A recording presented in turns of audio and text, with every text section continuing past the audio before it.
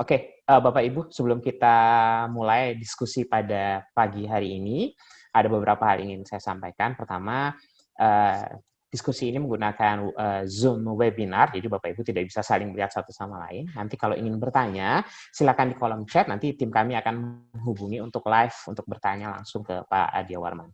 Dan kalau Bapak Ibu yang menanya, mana nih absennya, mana nih presensi kehadirannya, tenang aja. Nanti akan kami berikan di akhir untuk mendapatkan e-certificate. So sit back and relax, enjoy the show. Santai aja, nanti teman-teman akan dipandu oleh tim kami. Oke, sebelum kita mulai ada morning greetings dari Pak Samidi Fahrudin, Pak Kapus Diklat untuk memberikan sedikit sapaan hangatnya di pagi hari ini untuk teman-teman semua yang sudah mengikuti live streaming dari Daptik 2. Silakan Pak Samidi. Halo Pak Kapus. Baik. Silakan Halo. Pak. Bisa didengar suaranya, Mas? Terdengar jelas, Pak. Baik, Silakan. terima kasih. Assalamualaikum warahmatullahi wabarakatuh. Alhamdulillahirrabbilalamin. Sebelumnya kita panjatkan puji syukur pada Allah Subhanahu wa Ta'ala bahwa pada pagi hari ini dalam kondisi sehat walafiat. Dan selanjutnya, pertama saya juga menyampaikan terima kasih kepada Mas Zino yang telah beserta tim untuk mengatur dan mengurus sedemikian rupa acara ini, dan ternyata mendapat animo yang luar biasa. Ini merupakan didaktik yang kedua. Perlunya pengalaman-pengalaman baik sharing secara akademis, sharing secara keluarga, kehidupan keluarga, budaya dan sebagainya, hal-hal yang sering dihadapi para peserta beasiswa, khususnya beasiswa luar negeri. Demikian juga yang ketiga, saya mengucapkan terima kasih Mas Adia. Oh, ini jarang ketemu. Ini Mas Adia ini kolega saya dulu di Biro KTLN, kemudian Mas Adia ke Deputi ini dukungan kebijakan, Dujak dulu istilahnya. Saat itu juga ingat saya waktu itu setelah Jerman langsung doktornya ngambil di masternya di Jerman, langsung doktornya di Australia. Kalau di Australia belum lama, beliau ini balik dari Australia, masih benar-benar ilmunya maupun pengetahuannya, pengalamannya sangat fresh. Sehingga ini tepat sekali, ini Mas Dino yang memilih narasumber yang ditunggu. Apalagi langsung bisa membedakan antara dua negara, bagaimana kan kita sering mana bagusan Jerman, Australia, walaupun balik-balik nanti kembali ke orangnya juga gitu. Karena Australia kan nanti juga Habibie gitu. Nah, ini juga kepada rekan-rekan semua, ini saya lihat nambah lagi ya nih, udah 60-an, 4 totalnya ini partisipannya. Ini merupakan satu yang luar biasa. Mudah-mudahan kedepannya juga bisa beberapa diundang, malah justru dari teman-teman itu malah justru menunjukkan antusias yang tinggi.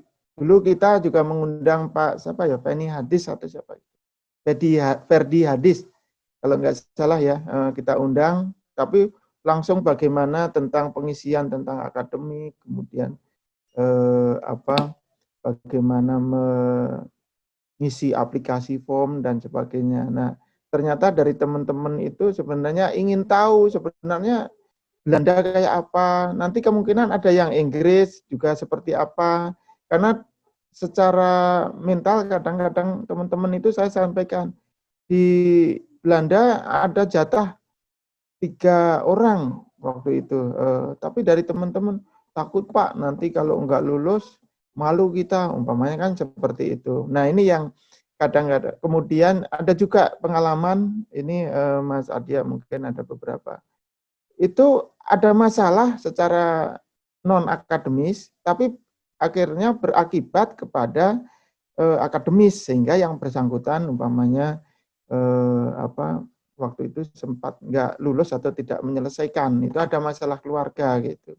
Jadi sudah suami istri umpamanya, ternyata suaminya waktu janji awalnya setuju ditinggal, tapi setelah ditinggal beneran di sana merasa keberatan. Nah itu kan akhirnya harus balik ke Indonesia karena balik ke Indonesia nggak lulus. Nah ini kan, nah yang kadang-kadang seperti itu juga terjadi. Kemudian juga bagaimana ya kalau kita di English speaking kan, terus orang-orangnya bule, kita orang Asia gitu, bagaimana perlakuannya kepada kita. Nah kadang-kadang yang oh kalau daerah sana jangan, umpamanya kan seperti itu ada informasi-informasi. Nah di pagi ini sangat tepat sekali Mas Adia dihadirkan, nanti bisa malah dua negara sekaligus yang bisa di-sharing, baik dari sisi akademis, cara pembelajarannya, kemudian bagaimana dosennya, mereka harus appointment dan sebagainya, kemudian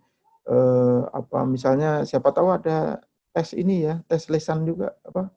Ada yang modelnya wawancara, ada yang modelnya tes tertulis, tapi ada juga yang membuat assignment. Nah ini dengan dari teman-teman bisa memberikan gambaran bagaimana kehidupan akademis, bagaimana kehidupan social life-nya di sana, kemudian bagaimana masalah keluarga yang karena biasanya keluarganya ikut, umpamanya seperti di Australia, tapi di beberapa negara ada juga yang nggak dibolehkan, itu kan juga masalah. Silahkan aja. Ini sekali lagi terima kasih kepada Mas Adia, Mas Zeno, luar biasa. Langsung ini kan bentuknya webinar ya. Nanti saya juga setelah sambutan ini minta nggak usah biar teman-teman juga fokus. Nanti dimunculkan Mas Adia dengan Mas Zeno. Saya kira udah cukup. Nanti biar konsentrasi dari teman-teman. Soalnya kalau muncul itu semuanya kadang-kadang kita ini yang bicara siapa gitu harus nyari-nyari gitu. Apalagi ini jumlahnya udah 66. Sukses selalu nih Mas Zeno dan teman-teman supaya tetap jaga kesehatan. Ini dari mencegah dari penularan COVID-19. Tolong untuk selalu pakai masker, walaupun ini kita karena di ruangan sendiri-sendiri ya. Pakai masker, jaga jarak, cuci tangan. Terima kasih. Salam sehat. Wassalamualaikum warahmatullahi wabarakatuh. Baik, saya akan membacakan daftar riwayat hidup pembicara pada diskusi pagi hari ini. Nama beliau adalah Adia Warman, SIP, MDM, Dr. Candidates. Riwayat pendidikan beliau, ini saya bacakan yang prominent aja. Jurusan Hubungan Internasional dari Universitas Gadjah Mada, Yogyakarta, lulus tahun 1997. Beliau juga pernah menempuh studi Magister Perencanaan dan Kebijakan Publik (MPKP) dari Universitas Indonesia, Jakarta, tahun 99 sampai tahun 2000, namun minus tesis. Lalu beliau studi di luar negeri, yaitu untuk program Master of Arts in Development Management di Ruhr-Universität Bochum, Jerman, tahun 2000-2002. Bochum itu, kalau nggak salah, itu di west part of Jerman. Ya, nanti Pak Adia yang jelasin itu dekat-dekat Dortmund, kalau nggak salah itu ya. Lalu untuk pendidikan doktoralnya, dia menamatkan Professional Doctorate in Public Administration, University of Canberra, Australia, tahun 2015 sampai 2019. Saat ini sedang menunggu final result dari akhirnya, jadi technically beliau sudah lulus kembali, tinggal menunggu hasilnya. Lalu untuk riwayat pekerjaan, beliau mengawali karir di tahun 98 sebagai staf Biro Kerjasama Teknik Luar Negeri, dulu di Sekretariat Kabinet ya, lalu pindah ke Sekretariat Negara di 2000 sampai 2003. Lalu beliau promosi menjadi Kepala Subbagian Penyiapan Bahan Biro Hubungan Lembaga Tertinggi dan Tinggi Negara, Sekretariat Negara tahun 2003 sampai 2004. Kemudian beliau menjadi Kepala Subbagian Kerjasama Teknik Amerika dan Eropa, Biro Kerjasama Teknik Luar Negeri tahun 2004 sampai 2008. Kemudian beliau promosi menjadi Kepala Bagian Ekonomi Biro Analisa Kebijakan Dalam Negeri, dulu nama bironya AKDN. Mungkin teman-teman yang masuk belakangan belum tahu ya biro ini, yaitu Kementerian Sekretariat Negara tahun 2009 sampai 2010. Lalu beliau mutasi menjadi Kepala Bagian Perekonomian Biro Dukungan Kebijakan Dalam Negeri Kemensetnek tahun 2010 sampai 2014. Dan terakhir tahun 2015 beliau menjabat sebagai Kepala Bagian Hubungan Regional, Biro Dukungan Hubungan Internasional tahun 2015. Sedikit riwayat pelatihan beliau yang saya bisa sampaikan di sini. Beliau mengikuti Decentralized Management of Regional Development Training di Humboldt Universität zu Berlin di Jerman tahun 2009. Beliau juga Project Management and Leadership Training for Climate Change di Tokyo, Jepang tahun 2007, organized by British Council, dan ikut pelatihan legal drafting kerjasama antara Universitas Indonesia dan Kemenseknek tahun 2004. Berikut ada sedikit riwayat terkait pemaparan beliau atau sumbangsi beliau, karya tulis yang dipaparkan. Ini ada, saya bacakan sebagian. Yang pertama, Indonesia Institute Postgrad Workshop, Australian National University tahun 2018, September. Lalu Indonesia Development Forum, Oktober 2018. Beliau juga menjadi presenter di International Conference on Administrative Science, Policy and Governance Studies, ICAS PGS di Fakultas Ilmu Administrasi Universitas Indonesia di Oktober 2018. Kebetulan saya sempat hadir waktu itu yang kegiatan yang ini. Dan yang terakhir juga sempat memaparkan karya tulisnya di Humanities and Social Science in 21st Century, Annual Postgrad Symposium di University of New South Wales di September 2019. Dan terakhir, beliau juga menerima beberapa penghargaan. Yang pertama, pemenang kedua, Harjono Award tahun 1996, penghargaan akademik Fakultas ISIPOL UGM. Lalu yang GRES 2018 kemarin, di Indonesia Development Forum Award tahun 2018, beliau mendapatkan Best Paper bidang inovasi tata kelola daerah yang diselenggarakan oleh Kementerian Perencanaan Pembangunan Nasional Bappenas. Oke, saya rasa tidak perlu panjang lebar lagi. Saya bisa langsung memberikan waktu dan tempat kepada Pak Adi untuk memberikan paparan, dan selama kurang lebih 20 menit selanjutnya kita nanti bisa diskusi tanya jawab. Oke, silakan Pak Adia, sudah bisa dimulai. Halo. Baik, terima kasih Mas Ino. Ya, Pak. Assalamualaikum warahmatullahi wabarakatuh. Waalaikumsalam. Selamat pagi Bapak Ibu, rekan-rekan semua. Pertama-tama saya ucapkan terima kasih kepada Pak Kapusdiklat, Pak Samidi, beserta tim yang telah memberikan kesempatan pada saya untuk berbagi pengalaman. Saya juga mengucapkan terima kasih kepada Australia Award yang telah memberikan beasiswa bagi saya untuk menempuh pendidikan doktor. Terima kasih juga pada Bapak, Ibu, rekan-rekan di Kementerian Sekretariat Negara yang berkenan untuk hadir secara virtual dan mendengarkan pemaparan saya. Saya akan share screen. Oke. Share.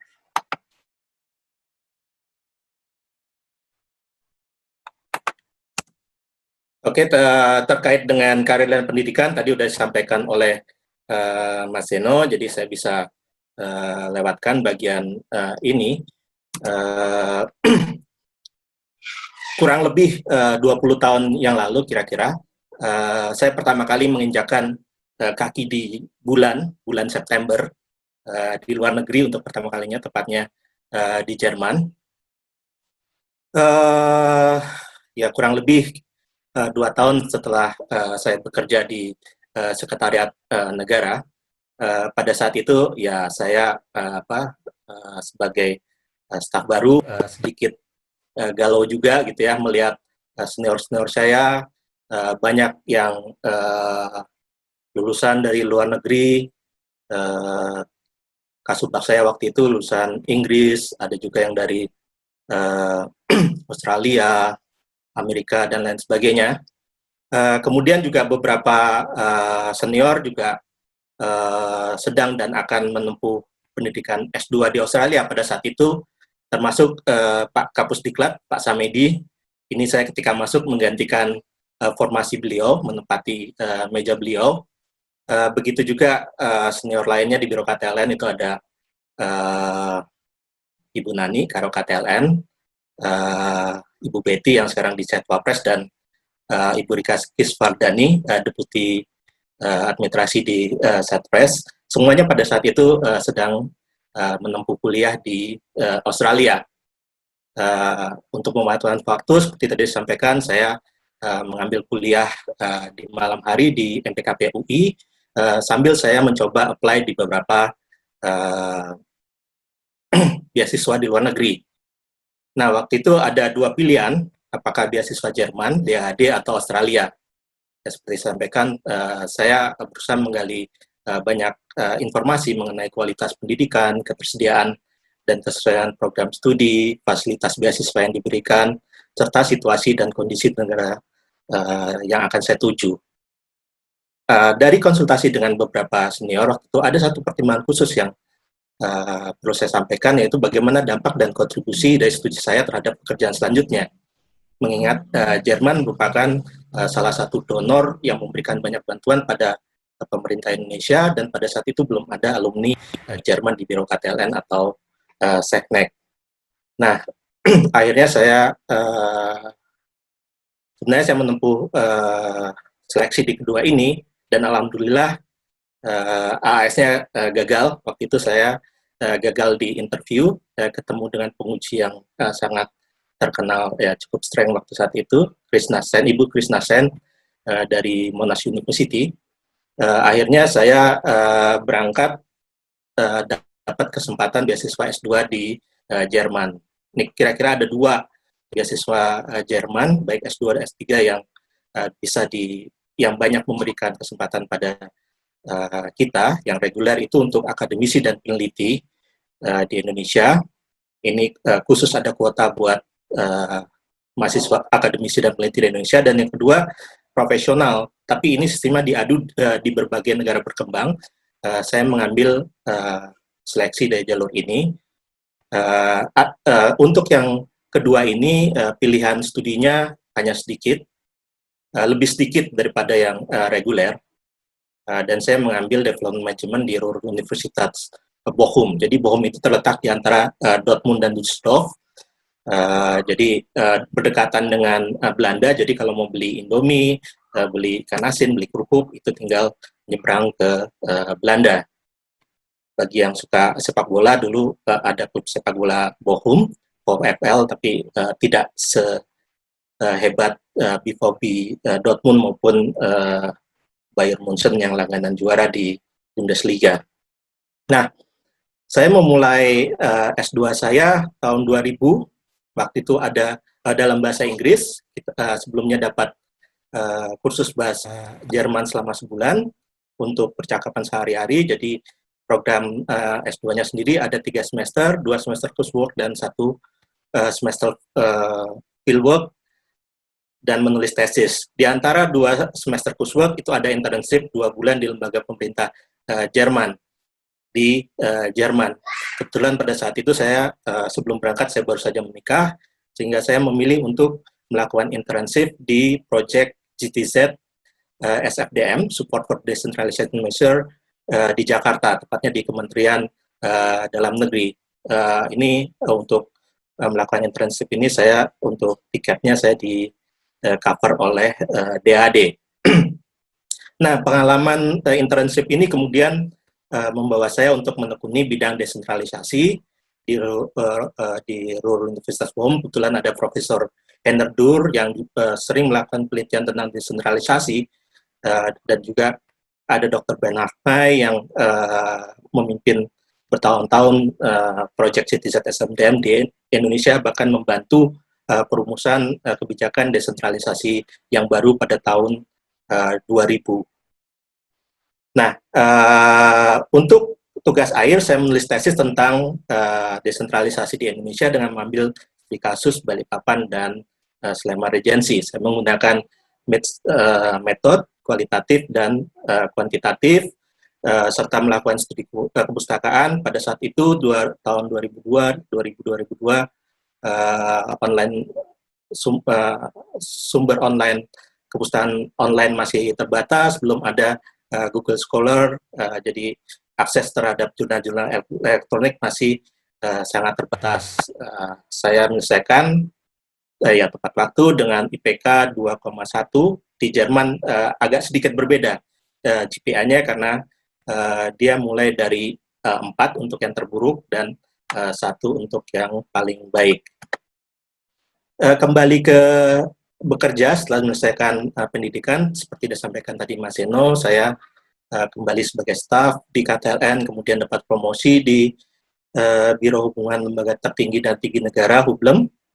Pada saat yang sama, ya saya juga coba-coba apply doctoral study. Waktu itu sebenarnya saya dapat di Universitas Göttingen, tapi saya tidak dapat beasiswa DAAD dan ditawarkan kalau mau mengambil karena biaya kuliah di Jerman gratis, saya bisa belajar tapi dengan menanggung biaya hidup sendiri. Dan itu saya juga nyambi karena waktu itu sistem absen masih tidak ketat seperti sekarang. Saya masih bisa meluangkan waktu untuk mengajar di perguruan tinggi swasta. Tahun 2004 saya kembali ke Biro KTLN sebagai Kasubag Amerika dan Eropa. Saya banyak diberi kesempatan oleh kabak saya pada waktu itu, Bu Dika Kiswardani, Kepala Bironya Pak Suprapto, untuk menjadi anggota delegasi Indonesia di beberapa bilateral meeting seperti Indonesia-Jerman dan Indonesia-Kanada. Kalau lihat di foto itu, ketika di Kanada itu ada Profesor Yudian, itu agak tertutup ibu-ibu yang pakai jilbab itu. Waktu itu Pak Prof Yudian yang sekarang Kepala BPIP itu baru kembali menempuh doktor dari Harvard, sementara masternya dia dari McGill, Kanada. Nah, saat yang sama saya juga diberi kesempatan untuk menjadi project koordinator Indonesia-Australia Specialized Training Project. Ini proyeknya lintas kementerian, fokus kegiatannya mendukung desentralisasi dan penguatan kapasitas pemerintah daerah di 8 provinsi. Kesempatan ini juga saya manfaatkan untuk menjalin network dengan training provider dan university di Indonesia, salah satu di Australia, salah satunya itu di University of Canberra. Jadi dari salah seorang dosen di UC, saya direkomendasikan kepada Profesor Mark Turner yang juga sangat paham tentang desentralisasi di Indonesia, dan bukunya ada salah satu yang cukup terkenal, itu ditulis di tahun 2003. Nah, dengan berbekal dari persetujuan supervisor dari Profesor Mark Turner, saya apply langsung ke UC dan dapat conditional letter of acceptance untuk PhD di bidang government. Ini saya gunakan untuk apply untuk AAS.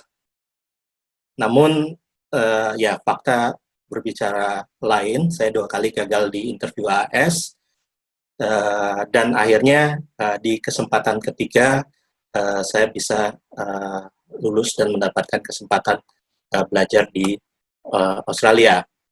Nah, kalau kita bicara perbandingan biaya hidup dan beberapa keuntungan lain, memang kita bisa melihat bahwa Australia kita lihat lebih dekat, dan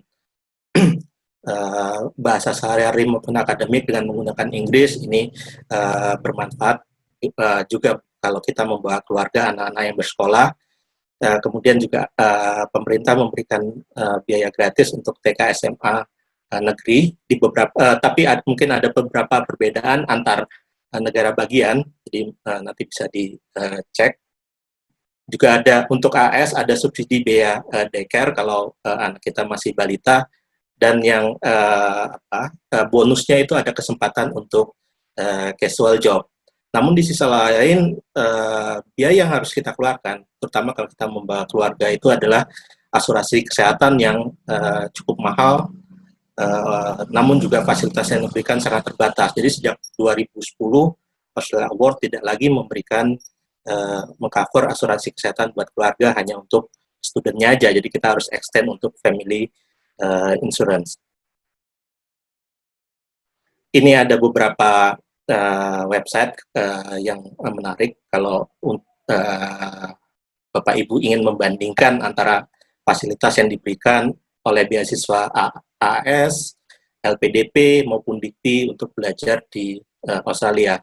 Di sisi lain untuk Jerman, biaya hidupnya sebenarnya murah. transportasi publiknya sangat terjamin dan harganya murah. Ada one and the ticket, jadi setiap weekend itu dengan satu harga sekitar 20 euro itu bisa buat dipakai berempat keliling seluruh Jerman pada hari yang sama, berganti-ganti transportasi dan menggunakan kelas ekonomi, tapi bukan kereta cepat, bukan kereta kelas bisnis atau kelas eksekutif, tapi kelas ekonominya, tapi kualitasnya cukup baik. Kemudian pendidikan juga gratis buat anak-anak. Nah, yang menarik, asuransi kesehatan di cover seluruhnya oleh DAD, baik student maupun keluarga. Dan ini juga termasuk dokter gigi dan operasi. Saya pada saat itu juga kebetulan dapat operasi juga, cukup tidak perlu lagi mengeluarkan biaya. Kemudian juga ada tambahan tunjangan family allowance per bulan buat keluarga. Dan yang menarik juga kalau di Jerman, ya kita bisa traveling lintas negara, bisa ke tempat Mas Eno studi di Belanda ya Mas Eno ya, atau ke negara lain yang Prancis, Belgia, jadi bisa memanfaatkan waktu terutama di akhir minggu maupun waktu liburan. Nah, saya sedikit ingin menyampaikan tentang sistem pendidikan. Mungkin Bapak Ibu sudah mengetahui, ini hanya sekilas saja. Jadi dimulai sistem pendidikan tinggi dimulai dari S1 dimulai dari bachelor, kalau di Jerman diplom.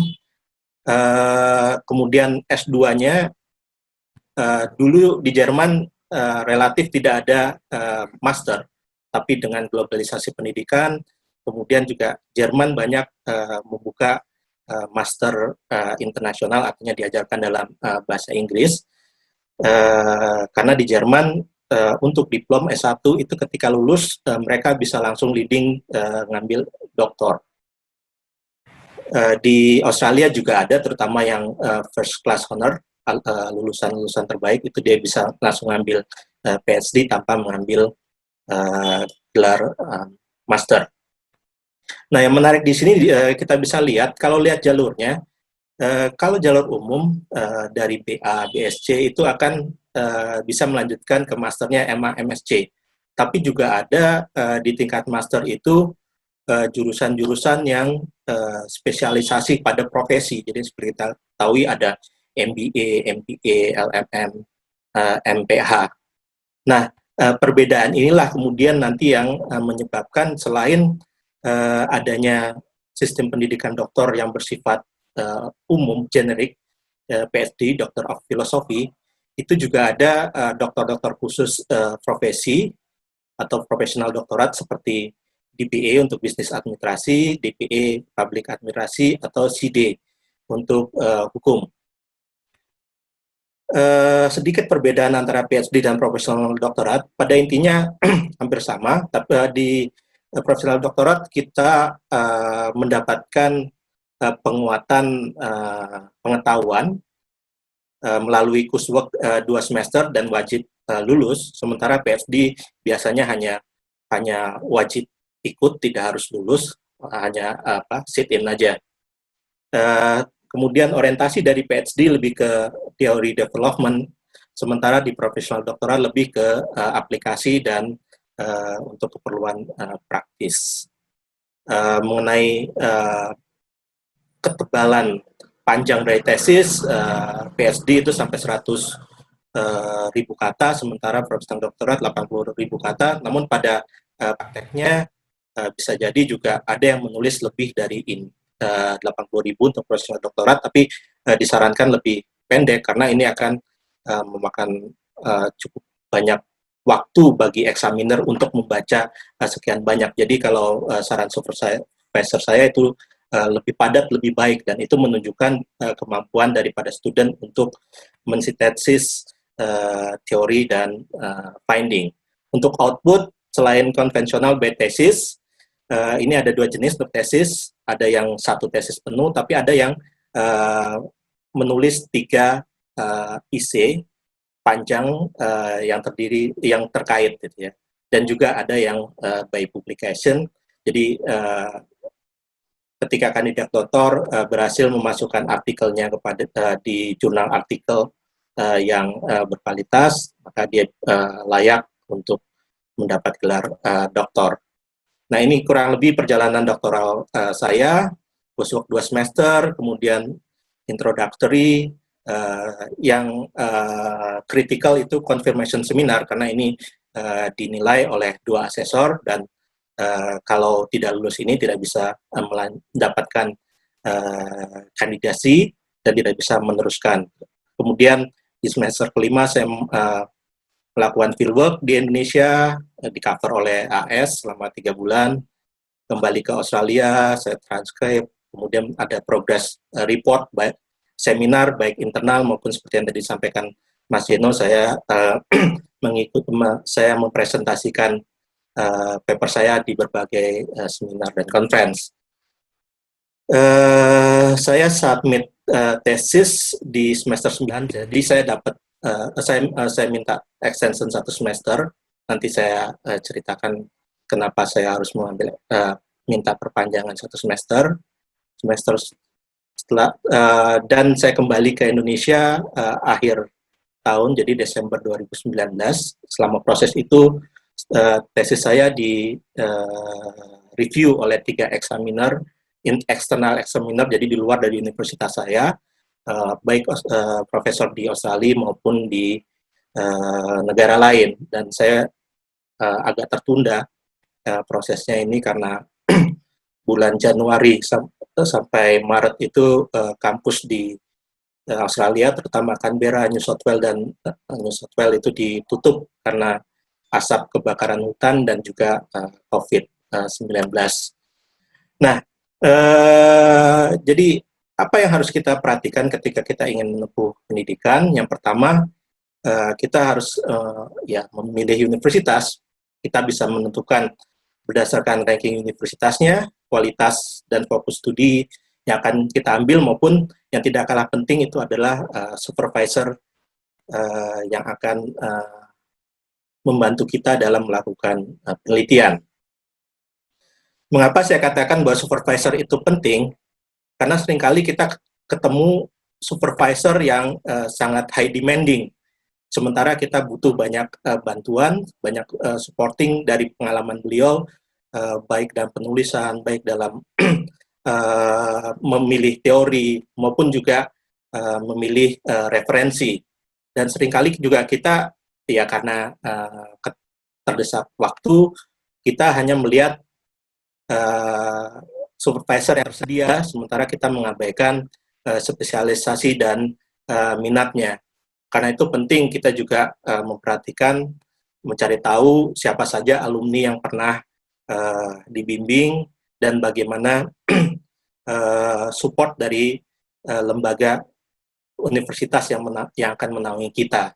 Jadi manajemen S3 di Australia itu kira-kira selain supervisory panel yang akan menjadi supervisor kita, minimal 2 atau lebih, kemudian di tingkat fakulti institut itu ada koordinator S3 dan juga ada wakil dekan untuk riset, serta di tingkat universitas itu ada graduate research office. Jadi ketika hal ini bermanfaat ketika kita bermasalah dengan supervisor, kita bisa konsultasi atau kita bisa banding ke fakultas maupun ke universitas.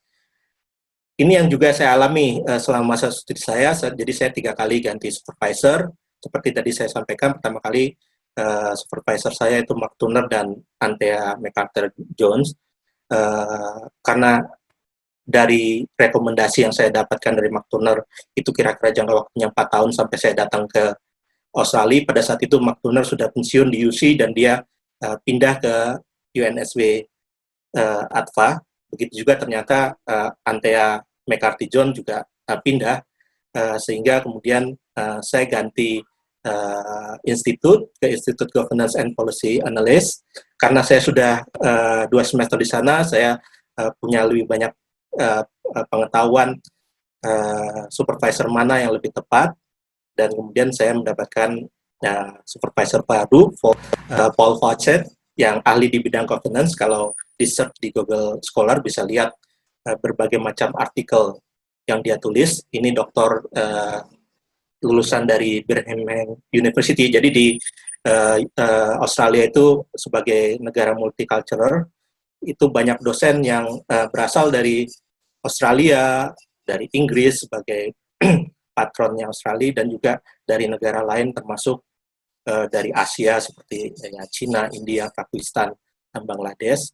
Nah, sistem di institut saya itu supervisor di backup oleh profesor yang lebih senior.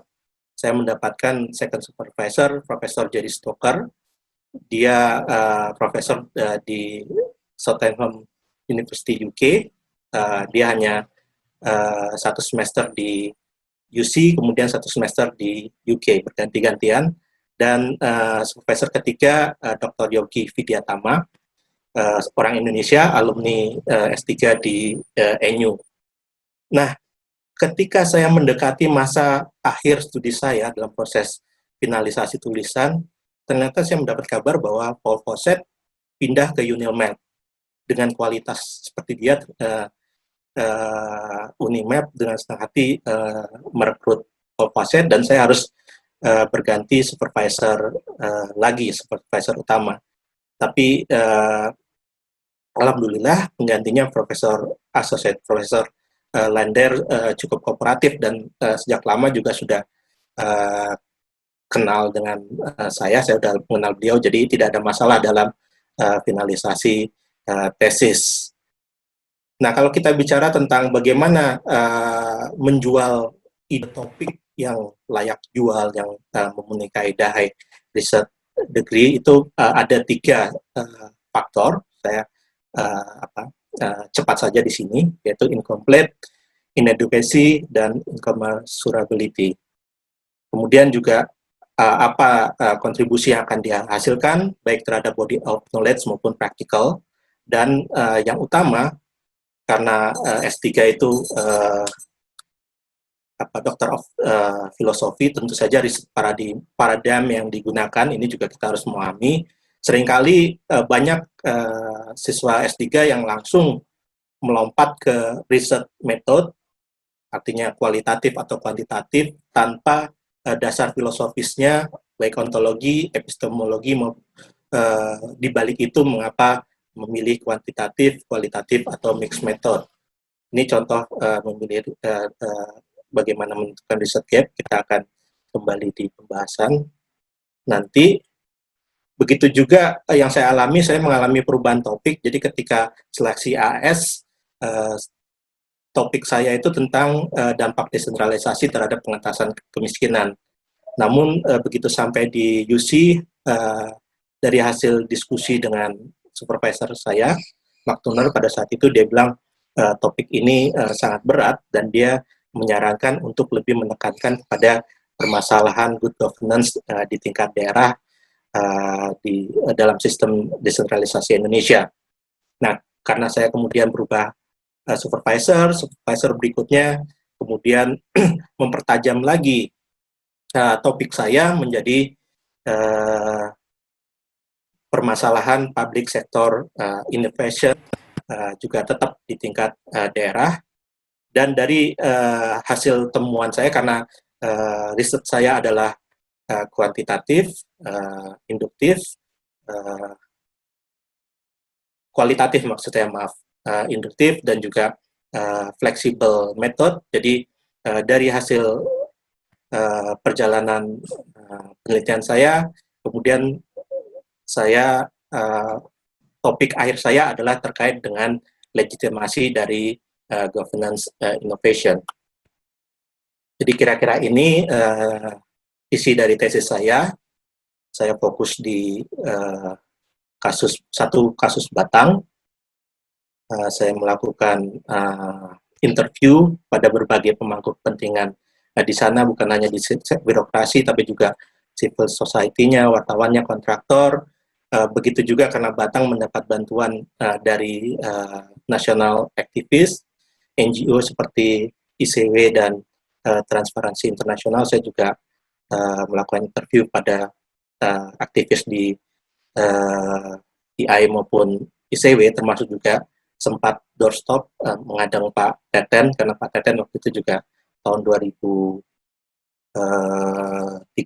itu juga ikut membantu, pertama kali membantu Batang.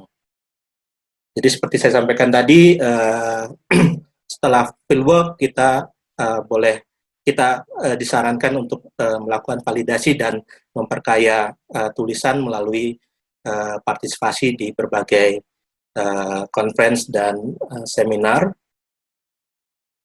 baik di Australia maupun di negara lain. Umumnya rekan-rekan saya melakukan conference ke negara-negara yang lebih jauh, baik di Eropa maupun di Amerika. Saya di Australia dan di Indonesia saja, karena institut saya di UC memiliki kerjasama dengan UI dan UGM, termasuk kita punya program Sandwich untuk master di bidang public administrasi negara,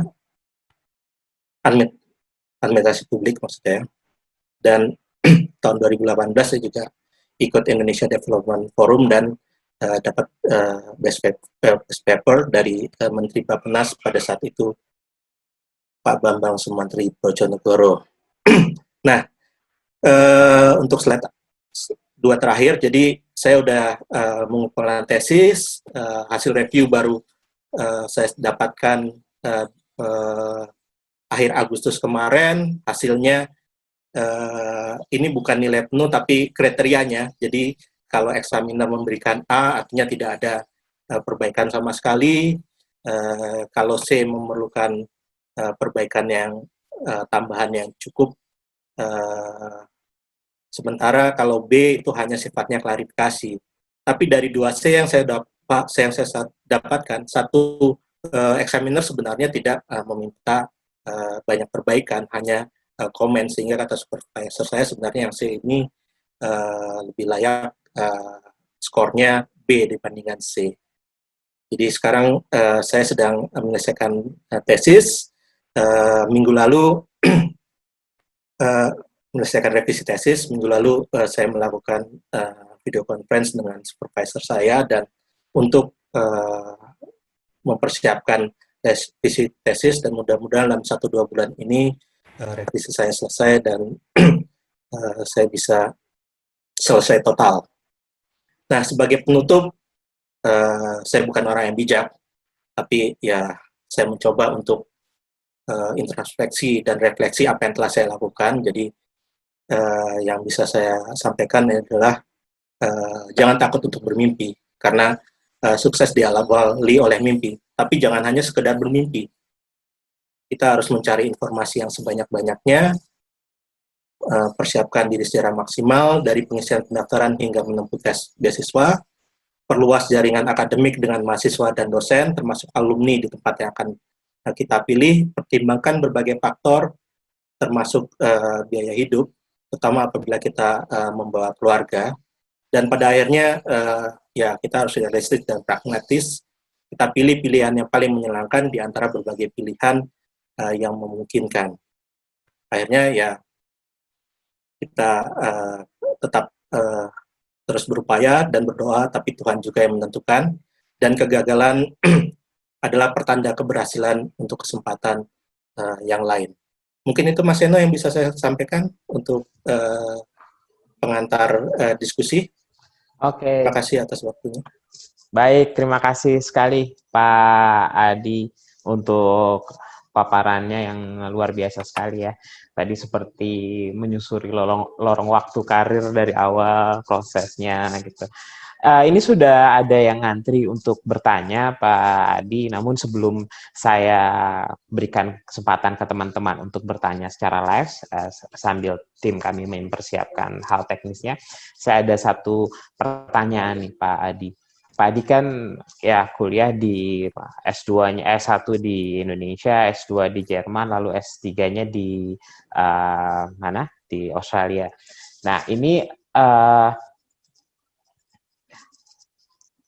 tentunya banyak experiences dan juga knowledge yang diterima ya, yang didapatkan dari dua negara yang berbeda.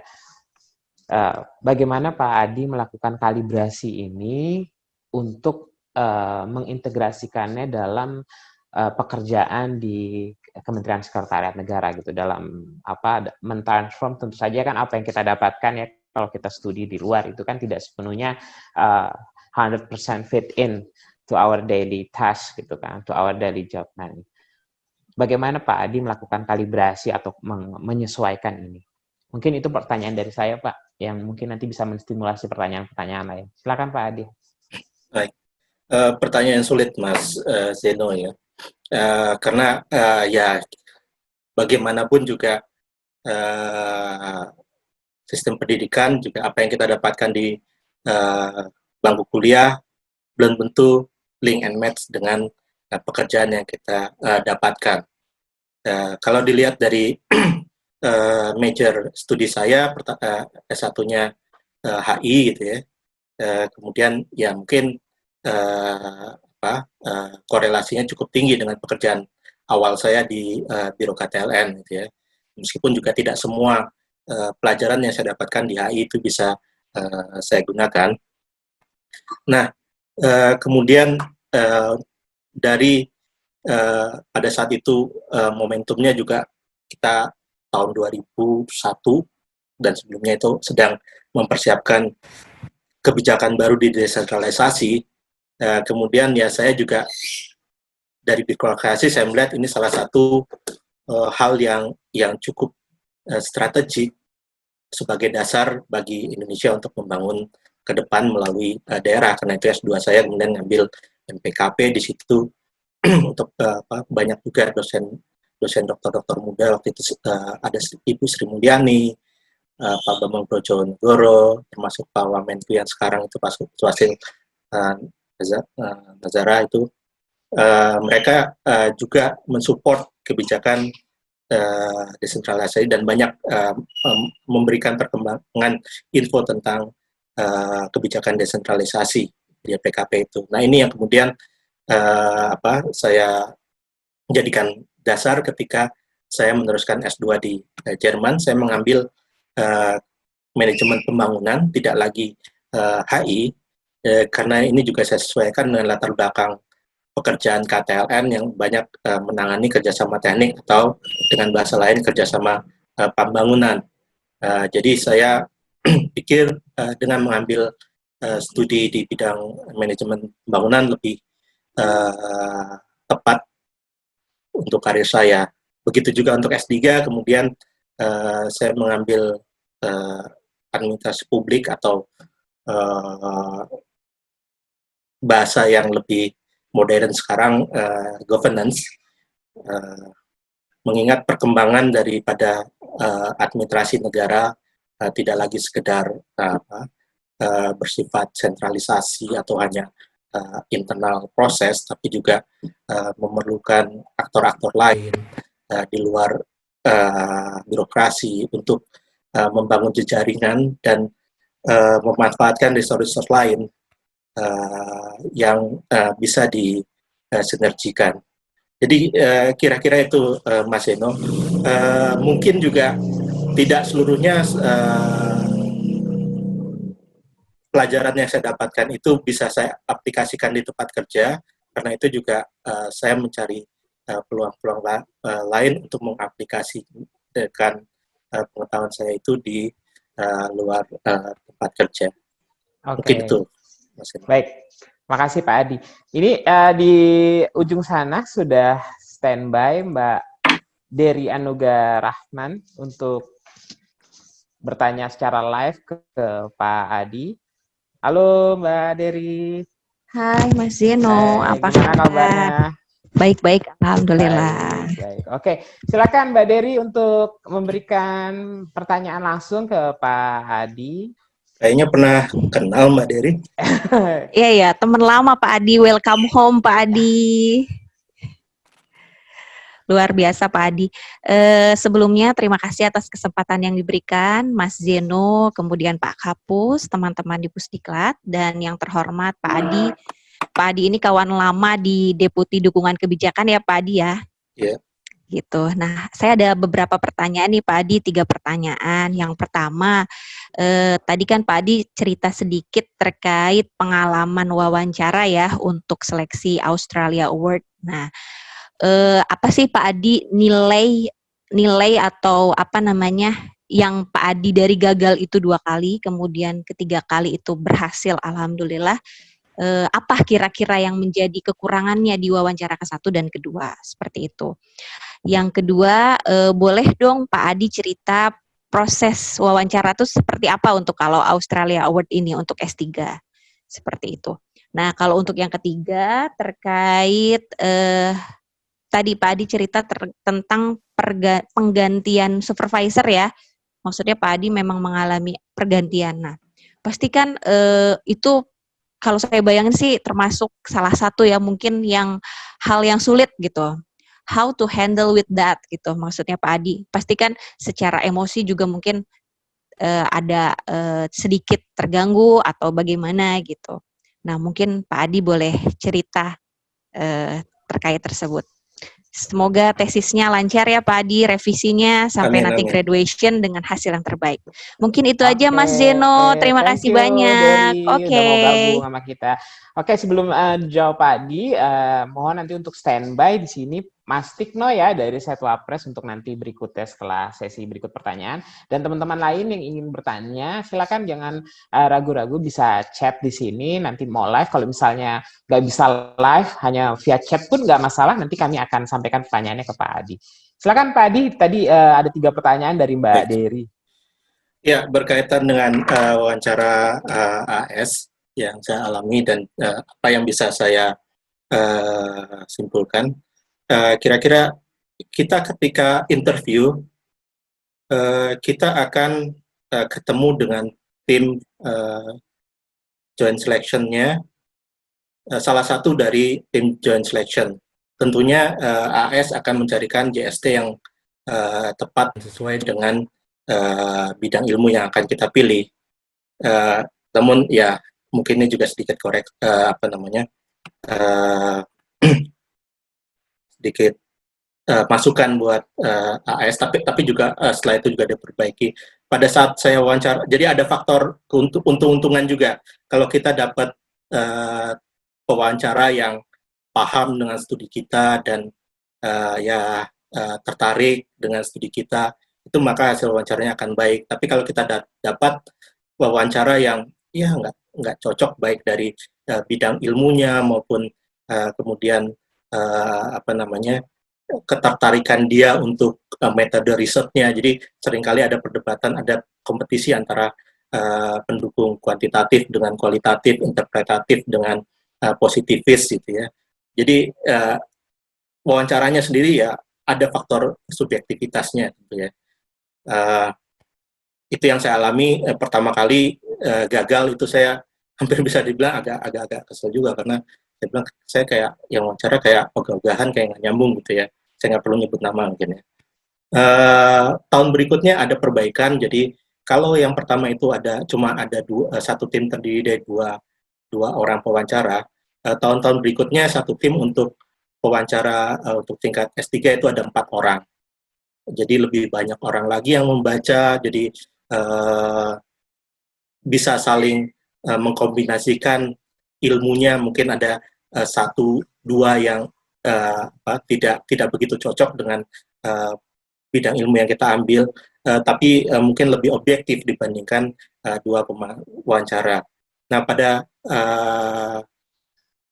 kesempatan yang kedua ini, masukan yang saya dapatkan dari AS itu mereka bilang ya pertama proposal saya ada perbaikan dibandingkan yang pertama gitu ya, lebih flow-nya lebih mengalir, referensinya, literatur review-nya juga lebih baik.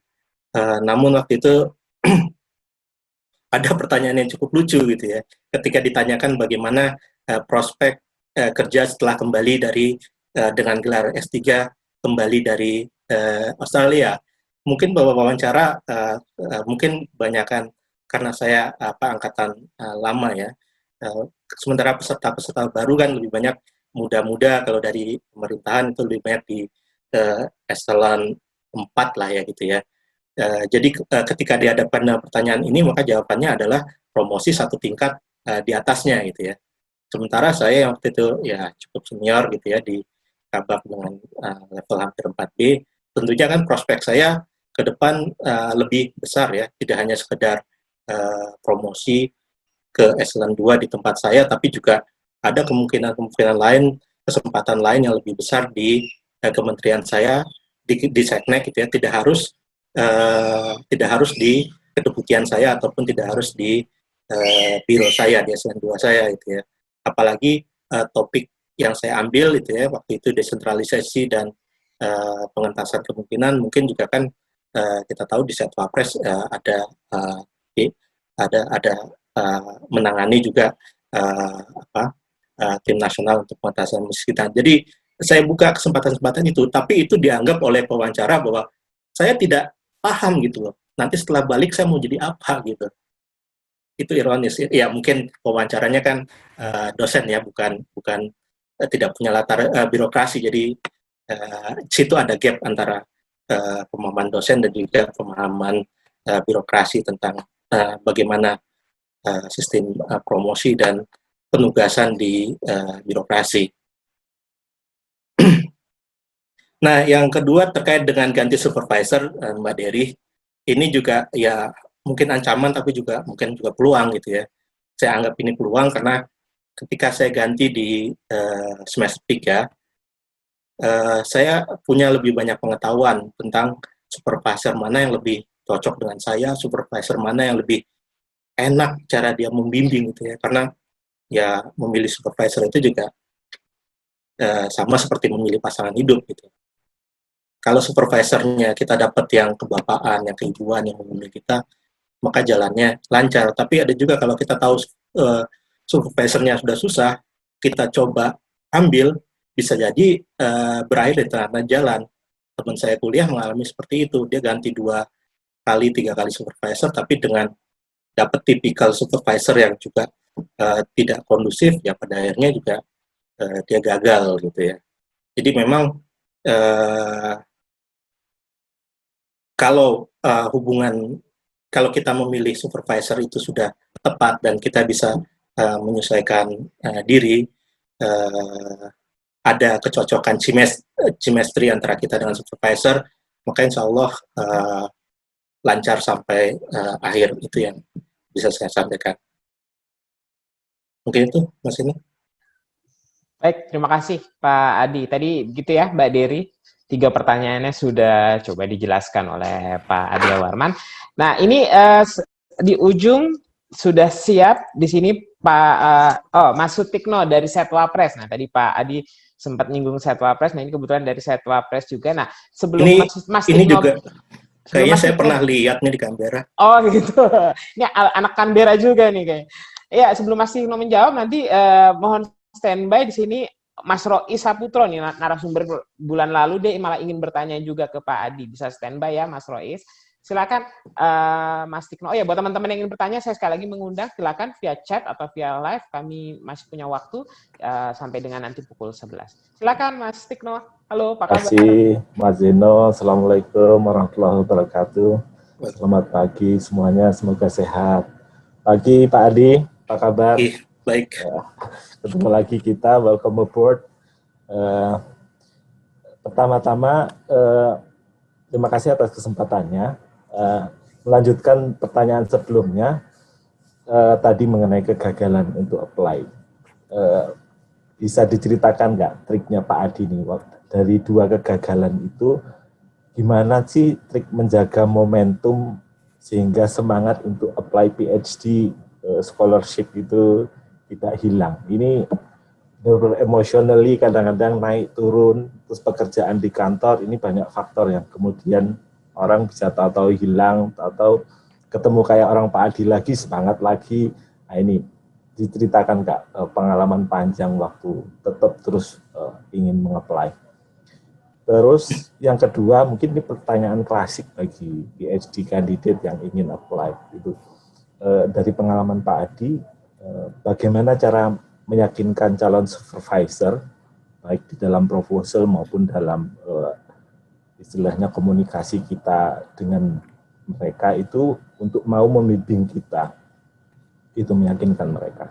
Walaupun kemudian nanti ada cerita diganti di tengah jalan, tapi waktu awal sehingga kita cukup mendapatkan modal untuk apply untuk dapat letter of acceptance itu cukup meyakinkan. Itu yang kedua.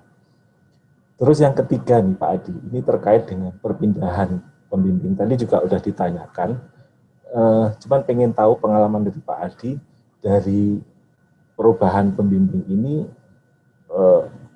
bagaimana urusan ke rumah tanggaannya, apakah ini agak ribet atau harus ganti judul lagi atau harus menjelaskan, itu gimana mengawal mula ketemu supervisor yang baru sehingga kita bisa smooth lagi proses ke depan untuk mengerjakan tesis kita.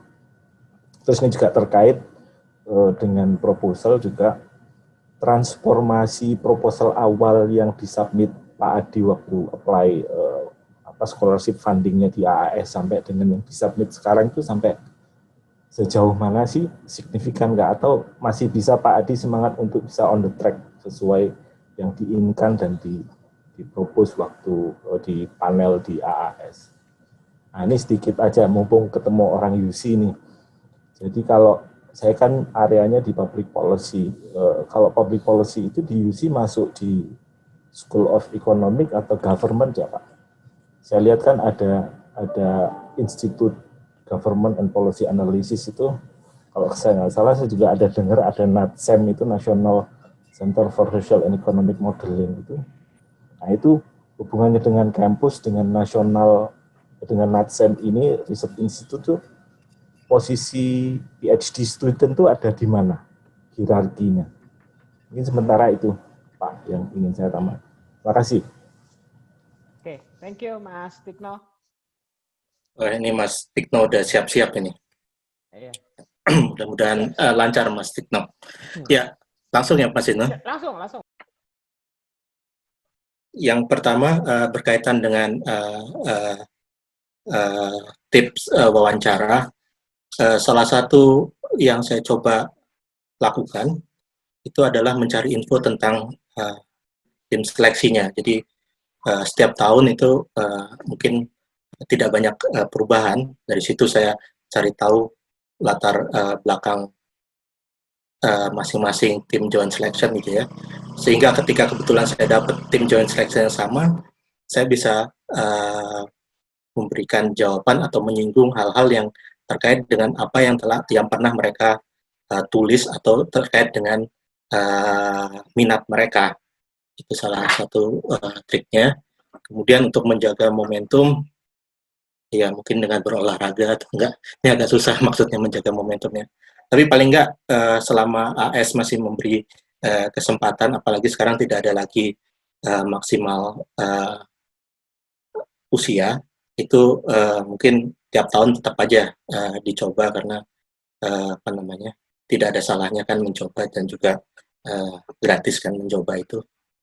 Kemudian yang ketiga terkaitan dengan perubahan pembimbing dan konsekuensinya terhadap judul. Ya seperti saya sampaikan tadi, kalau perubahan supervisornya di depan, itu maka kita masih punya waktu panjang untuk menyesuaikan judul maupun juga metodologi dan lain sebagainya dengan minat dari supervisor yang baru. Agak repot kalau di akhir-akhir. Saya agak beruntung karena ketika saya ganti yang kedua itu tidak banyak perubahan. Itu sifatnya hanya meneruskan lagi karena tesis saya sudah hampir jadi gitu ya. Jadi tinggal finalisasi aja dan menambahkan sedikit masukan dari supervisor yang baru. Kemudian juga kaitan antara proposal saya yang pertama dengan hasil akhir tesis saya, bisa dibilang cukup banyak perbedaannya gitu ya. Persamaannya mungkin level lokusnya sama-sama di daerah gitu ya, dalam sistem desentralisasi, tapi topiknya udah berubah dari pengentasan kemiskinan ke masalah public sector innovation, terutama governance innovation. Metodenya juga berubah. Awalnya ketika saya mengajukan proposal, biar lebih meyakinkan, saya menggunakan kualitatif. Di situ saya menyampaikan kira-kira bagaimana uh, formula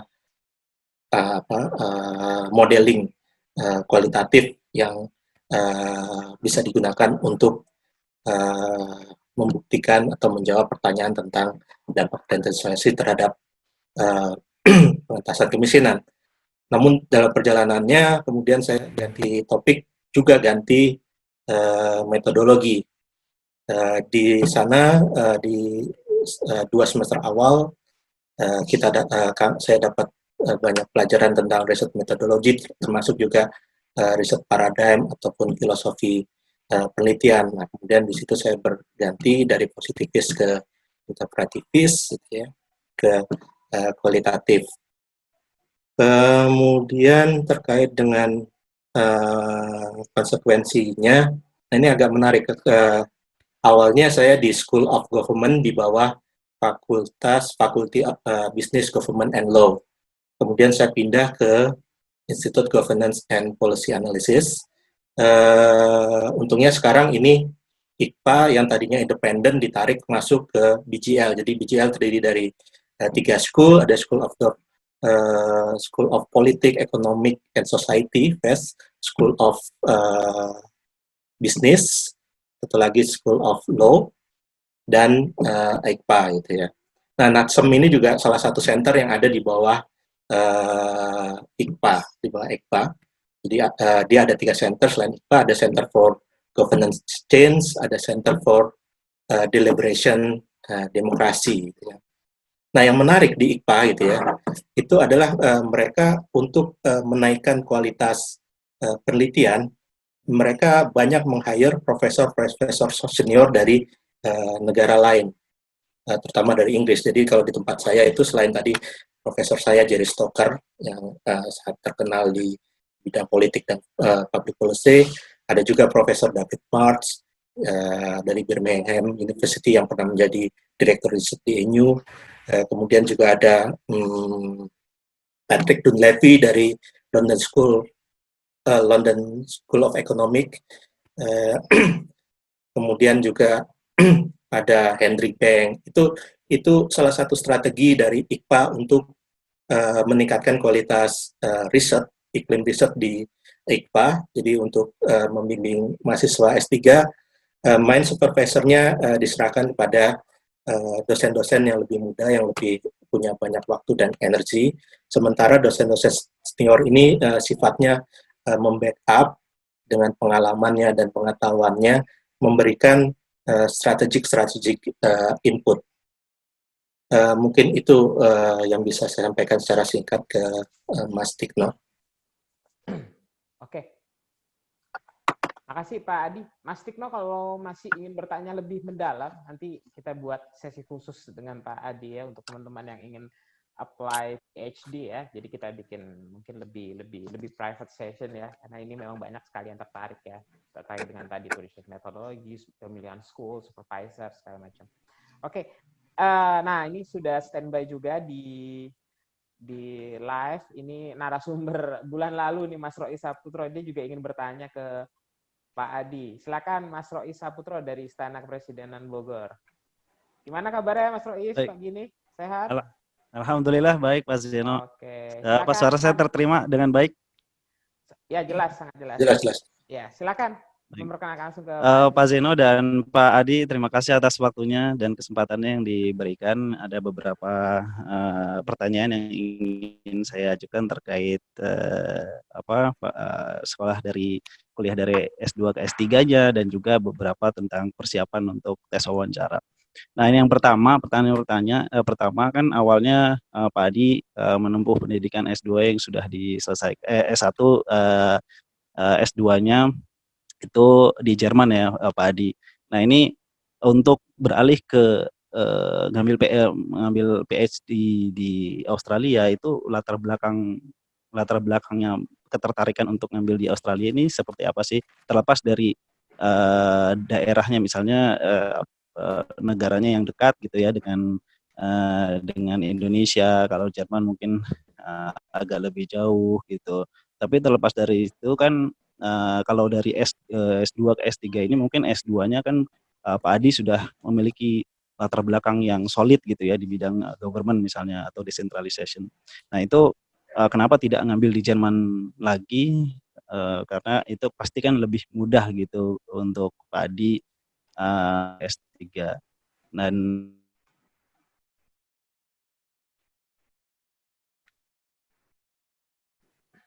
Nampaknya putus. Oh, masuk lagi. Mas Rois. halo? Iya, Ya, kedengar. Ya, Ya. silakan.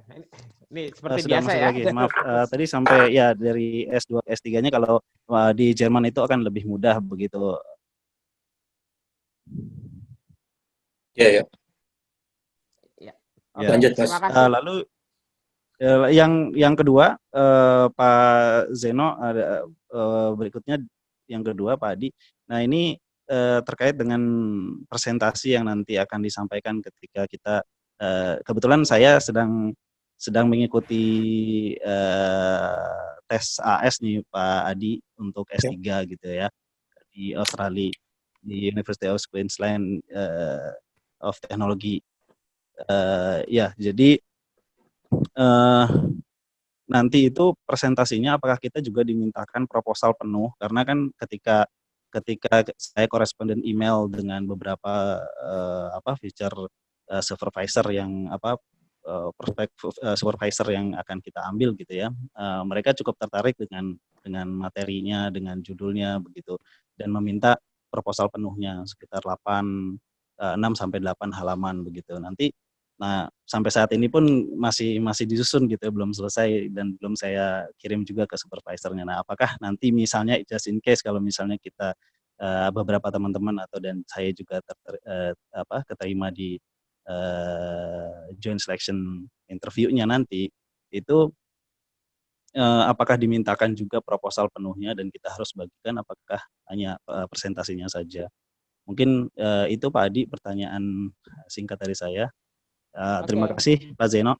Assalamualaikum warahmatullahi wabarakatuh. Mas Rois, sehat-sehat ya di Sama-sama. Istana Bogor sana. Salam untuk teman-teman di Istana Bogor. Thank you. Silakan Pak Adi, bisa langsung dijawab. Iya. Baik. Sebelum saya jawab, saya baca chat dari Arif Saiful. Jadi saya jawab singkat silakan saja. Pak. Ya. Mas Arif Saiful ini bertanya. Iya. Jadi kalau di Jerman kita ngambil S3,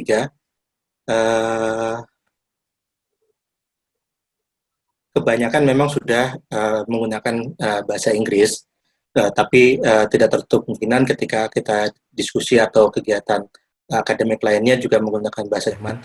Karena itu sebelum berangkat ke sana, DAD memberikan kursus bahasa Jerman selama 6 bulan. Kita kandidat harus lulus itu seperti TOEFL-nya Jerman itu harus lulus tingkat B1 kalau nggak salah itu ya. Nah itu baru bisa berangkat ke Jerman. Jadi kira-kira itu Mas Arif Saiful. Kemudian kembali lagi ke Mas Rois tadi, kenapa saya memilih Australia? Saya memikir bahasanya itu bagus karena saya bawa 3 anak gitu ya. Dengan sistem belajar Inggris, anak-anak saya bisa lebih mudah menempuh pendidikan karena anak saya waktu itu berangkat yang pertama kelas 3 SMP, yang kedua kelas 1 SMP, yang ketiga itu umur 2 tahun dan dengan kemampuan bahasa Inggris mereka yang mereka dapat di Indonesia, mereka bisa langsung tanpa ikut kelas persiapan bahasa. Anak saya yang besar itu udah lulus SMA ya, sekarang melanjutkan kuliah di UGM kelas internasional. Ya. Jadi praktis juga alasannya. Selain juga karena DAD kompetisinya juga cukup ketat gitu ya. Kalau ngambil yang reguler itu lebih banyak yang berangkat peneliti dan akademisi jatahnya. Sementara kalau yang profesional karena kuotanya itu seluruh dunia dan pilihan program studinya juga terbatas. Kalau misalnya kita tidak punya jaringan komunikasi dengan universitas program yang tertuju, maka kesempatannya itu juga mungkin lebih tipis. Sementara saya sudah mendapat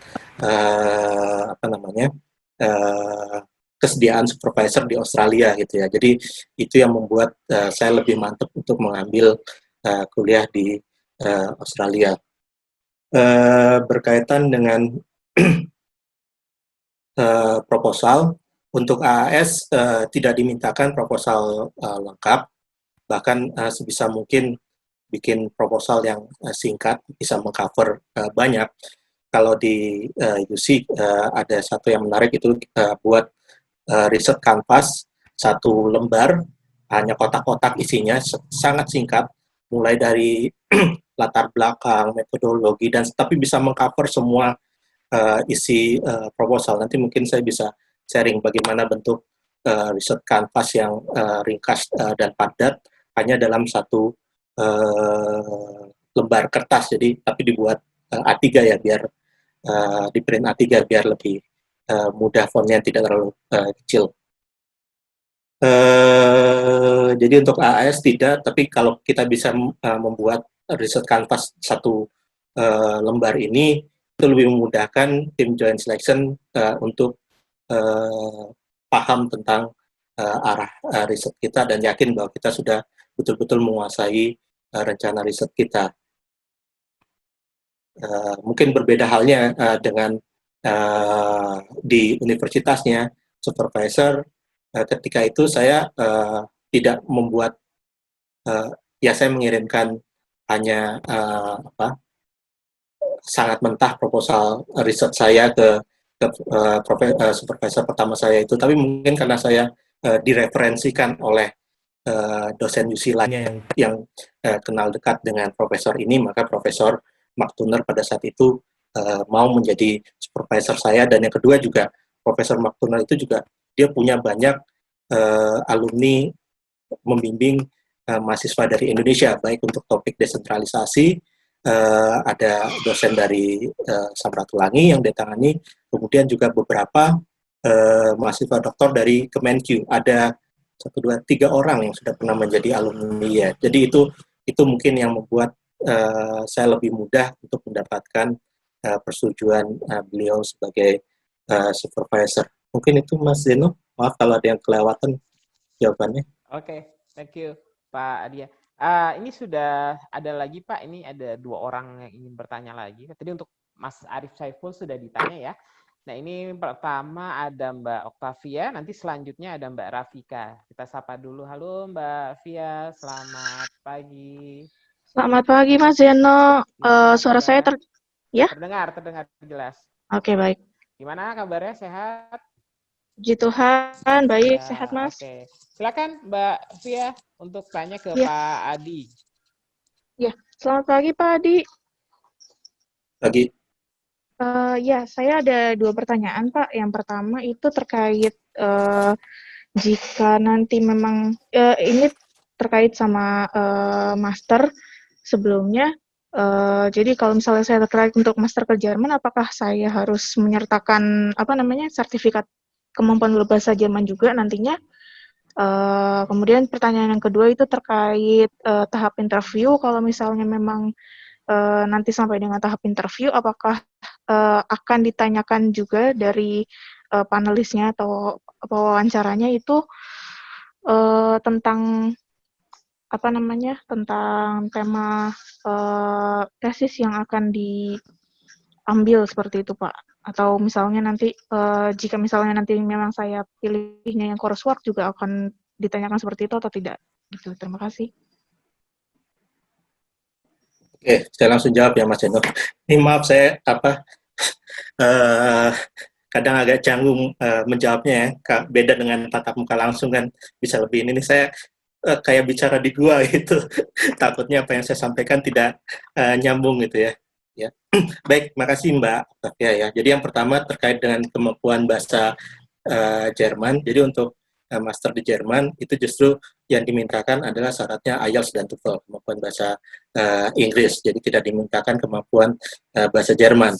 Untuk master, kalau kita ngambilnya master internasional, tidak sama sekali dimintakan harus lulus tes bahasa Jerman, tapi kita hanya dikasih kursus bahasa Jerman untuk membantu kita dalam percakapan sehari-hari gitu ya. Kemudian terkait dengan tema tesis, ini saya agak lupa.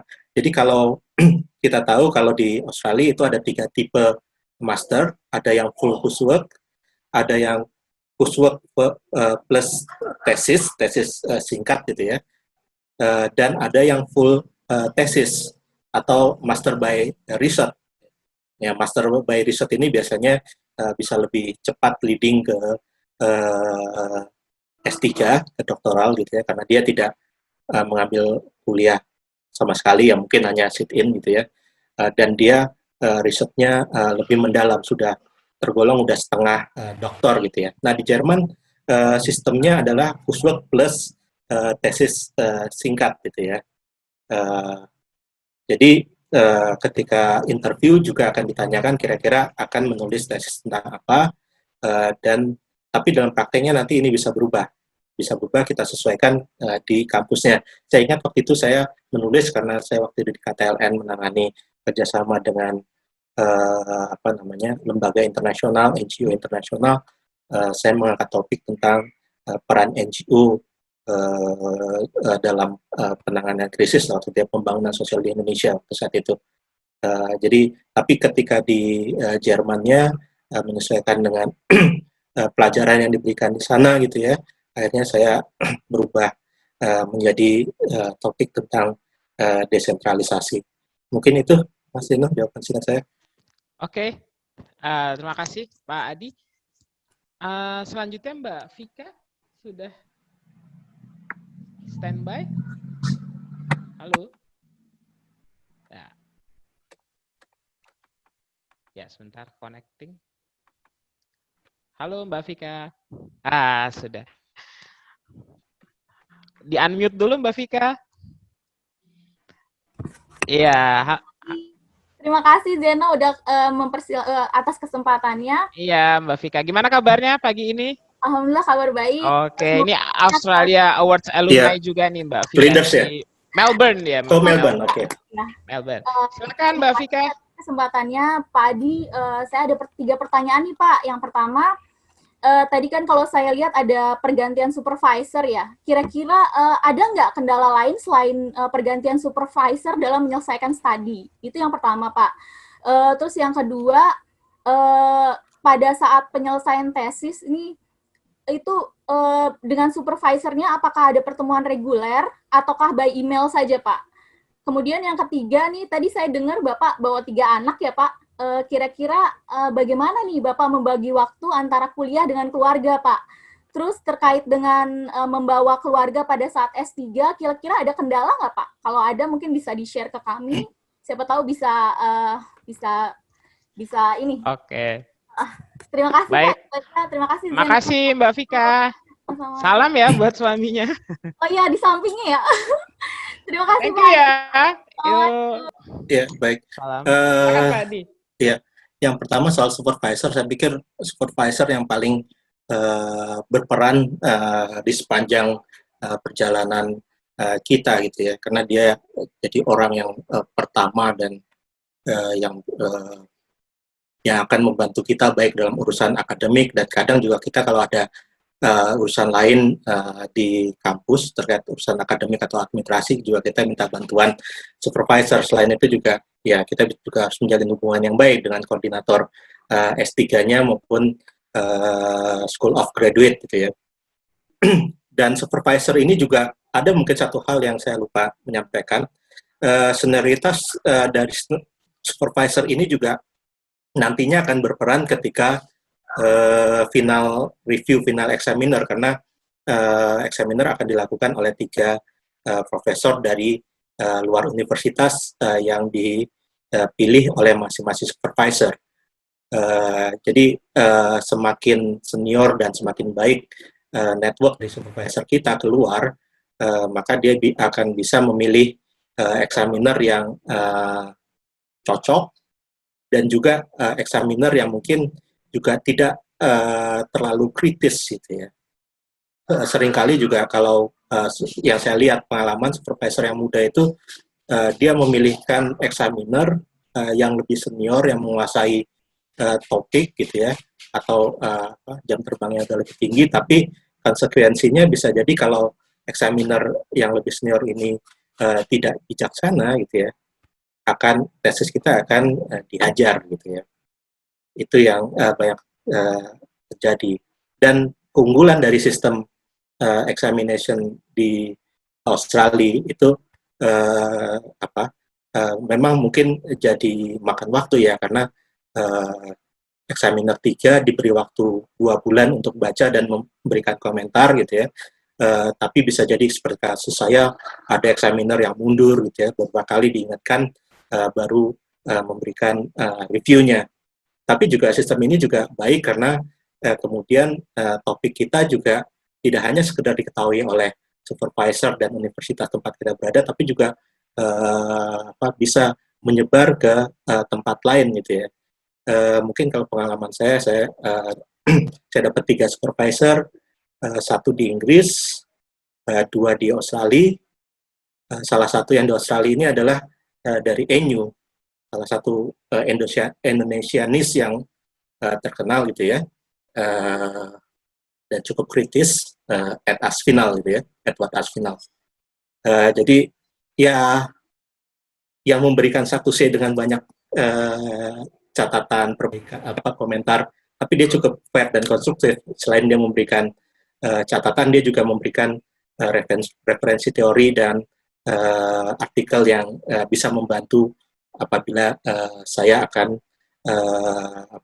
setuju dengan pendapat dia, karena pendapat dari examiner ini juga masih bisa dibantah oleh student dan supervisor. Supervisor yang menentukan apakah pendapat dari examiner itu tepat gitu ya, sesuai dengan konteks atau keluar dari konteks gitu ya. Nah itu jadi ada nilai plus dari sistem examination meskipun memang makan waktu gitu ya. Dan saya tadi juga mungkin lupa menyebutkan kalau AS dikasih 4 tahun 8 semester, begitu submit semester, jadi kalau kita submit semester sebelum 4 semester, 2 minggu setelah itu atau sebulan setelah itu harus pulang. Tidak boleh menunggu proses examination di Australia. Karena itu kemudian banyak student yang memilih submit di menit-menit akhir gitu ya. Tidak mau rugi juga kan gitu ya. Beda dengan LPDP. LPDP yang saya tahu 4 semester, tapi visanya 5 tahun gitu ya, jadi beasiswanya 4 tahun. Mereka kalau misalnya summit di 3 tahun, ya setahun mereka punya waktu untuk mengerjakan hal lain di Australia. Begitu salah satu nilai plus dari LPDP. Pertanyaan kedua terkait dengan masalah konsultasi dan bimbingan dengan supervisor. Pertama kali saya agak-agak susah gitu ya dengan supervisor saya yang pertama, karena dia sudah emeritus atau pensiun karena kelamaan nunggu saya datang gitu ya. Jadi dia tidak lagi banyak aktif di UC, kemudian dia pindah ke UNSW, ADVA itu di kota yang sama di Canberra, jadi agak susah ketemu.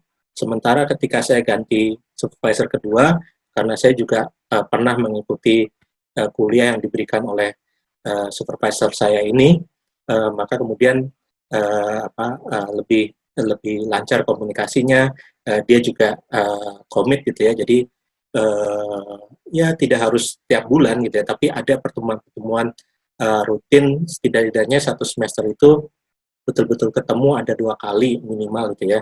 Tapi di luar itu karena ruang kerjanya itu di building yang sama, berdekatan, dan kemudian ada banyak seminar, ada banyak kelas-kelas tambahan. Jadi frekuensi saya untuk ketemu supervisor di luar pertemuan khusus untuk bimbingan itu terbuka lebar, dan kesempatan-kesempatan yang non-akademik ini yang juga banyak dikembangkan oleh Institut AIKPA untuk meningkatkan komunikasi bukan hanya antara dosen dan antara student dan supervisor, tapi juga dengan student lain dan dosen-dosen lain yang ada di institut. Nah, terakhir terkait dengan keluarga, ya so far nggak ada masalah gitu ya, karena mungkin anak-anak saya juga udah, ya yang satu balita, yang dua udah gede, jadi udah gede-gede, udah mandiri, udah bisa bantu-bantu gitu ya. Jadi saya juga terbantu eh, oleh anak-anak saya yang besar gitu ya.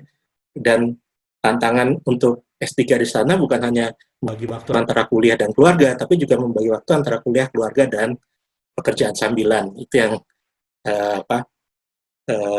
itu yang cerita-cerita romantik yang ada di Australia. Mungkin itu, Mas Eno. Baik, Pak Adi, untuk sesi tanya jawab live-nya kita coba berhentikan dulu. Kita coba selesaikan di sini. Jadi ini tinggal, sebelum saya ada pertanyaan pamungkas sih Pak. Ini ada satu ketinggalan pertanyaan nih mungkin di chat terkait yang kuliah ke Jerman ya Pak, kemampuan bahasa Jerman. Jika memang sudah bisa berbahasa Jerman setara dengan B1 atau sudah punya sertifikat B1, apakah kursus yang disediakan DAAD itu wajib untuk diikuti Pak? Ini untuk yang magister. Ini untuk magister.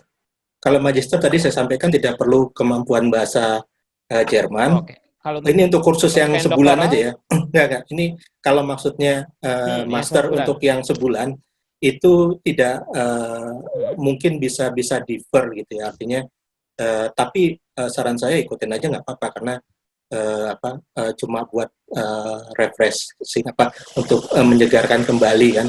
Dan ini untuk yang 1 bulan ini kursusnya di Jerman, di Hamburg, di Goethe Institut di Jerman. Beda kalau yang 6 bulan itu untuk S3 itu di Jakarta, Goethe Jakarta, kemudian nanti ada beberapa minggu di terakhir baru di Jerman setelah lulus itu. Jadi mungkin itu.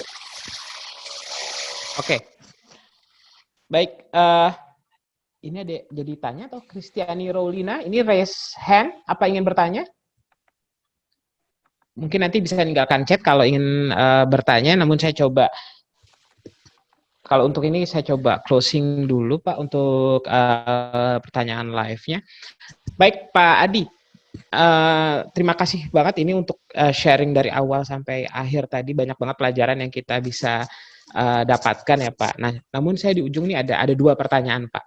Yang pertama, untuk kan yang menyimak ini banyak teman-teman juga yang masih baru Pak, masih baru masuk di Setnek dan ingin mencoba dari master dulu terus nanti doktoral. Nah, apa sih yang mereka harus siapkan Pak dari awal di masa mereka kerja di tahun-tahun awal ini, apa yang harus mereka siapkan kalau mereka ingin lanjut studi S2 dan mungkin mereka kepikiran saya pengen kayak Pak Adi nih S2 S3 di luar negeri, apa yang harus mereka siapkan utama dari awal, langkahnya seperti apa, rule of thumbs-nya seperti apa gitu menurut Pak Adi. Nah, dan satu pertanyaan terakhir dari saya, harapan Pak Adi untuk Setnek ke depan itu seperti apa gitu, terutama dari pengembangan kompetensi SDM-nya, dari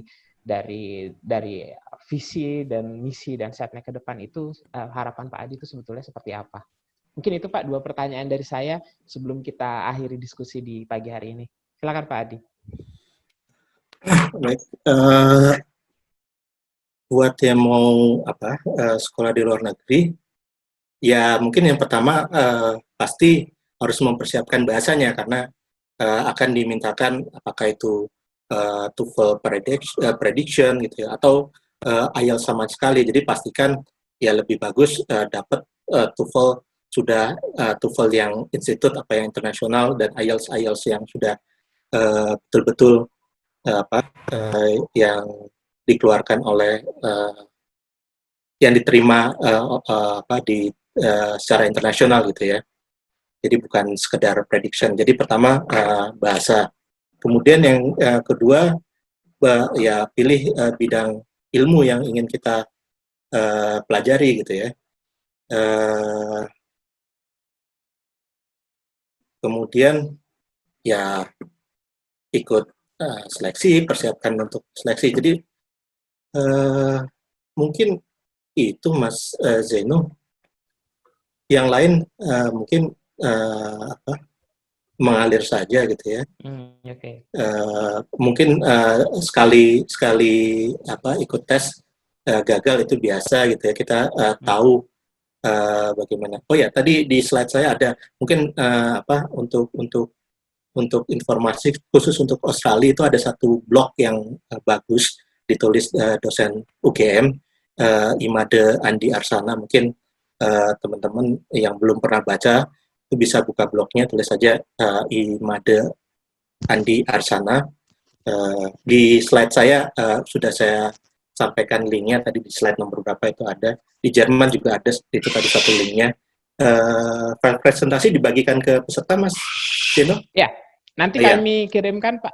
Ya, sudah ada di Pusdiklat, jadi bisa itu dilihat di situ. Nah, itu yang untuk yang dari Bli Mada Andi itu lengkap, dia cerita bagaimana pengalaman dia mengikuti tes hidup A sampai Z, AAS ada di situ.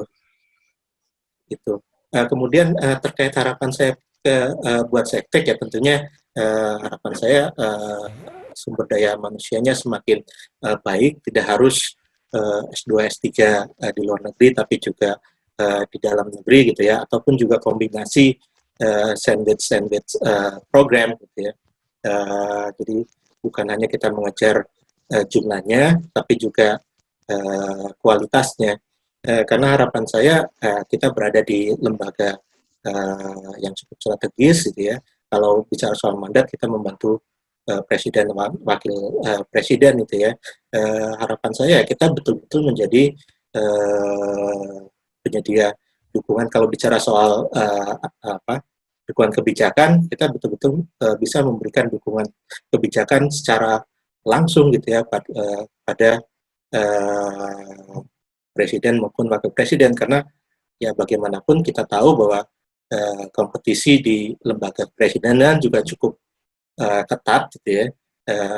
Bukan hanya ada Kementerian Sekretariat Negara yang membantu presiden dan wakil presiden, ada lembaga-lembaga lain. Ya harapan saya lembaga-lembaga lain yang ada di seputaran Kementerian Sekretariat Negara ini juga bisa memanfaatkan sumber daya manusia, aparatur negara yang ada di Seknek yang sudah memiliki kemampuan dari sisi pendidikan untuk berkontribusi secara lebih jauh dalam proses pengambilan kebijakan strategis. Mungkin itu, Mas Eno. Baik, terima kasih sekali Pak Adi untuk waktu dan sharingnya yang luar biasa sekali, dan untuk teman-teman yang sudah menyimak didaktik 2 ini dari awal dan sampai akhir ini, dan banyak sekali yang kita peroleh ya dari Pak Adi tadi pengalamannya, dan juga tadi teman-teman yang ingin apply beasiswa untuk studi di luar negeri, jangan lupa disiapkan tadi pertama tadi kemampuan bahasa Inggrisnya dan juga prioritas studinya seperti apa, itu harus benar-benar clear ya. Dan juga kita tidak juga harus melulu ke luar negeri gitu, ke dalam negeri juga bisa, dan Pusdiklat Setnek kita menyediakan beasiswa pula di dalam negeri, dan juga kita ada split side master program ya, jadi double degree di Indonesia dan di Australia gitu ya. Dan oke, Pak Adi, sebelum kita akhiri diskusi hari ini, saya mau sedikit bocoran bahwa ini bukan diskusi yang terakhir. Jadi nanti di bulan depan kita ada satu diskusi lagi, didaktik 3 gitu, temanya tentang apa? Tadi Pak Adi sebetulnya sudah menyinggung sedikit bahwa untuk menjaga momentum itu dengan berolahraga seperti itu. Nah, saya ada satu video teaser untuk tema kita selanjutnya, dan ini teman-teman bisa simak akan ada apa selanjutnya di didaktik 3. Silakan teman-teman.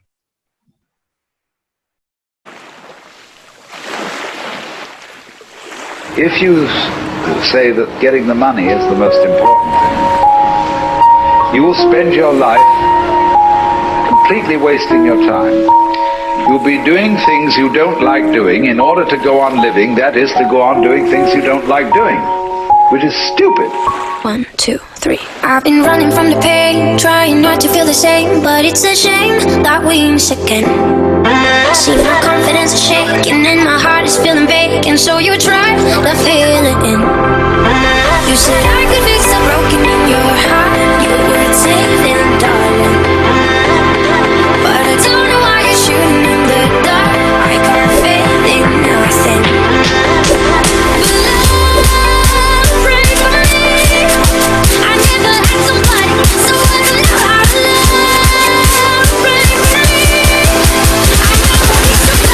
So I can learn how to love.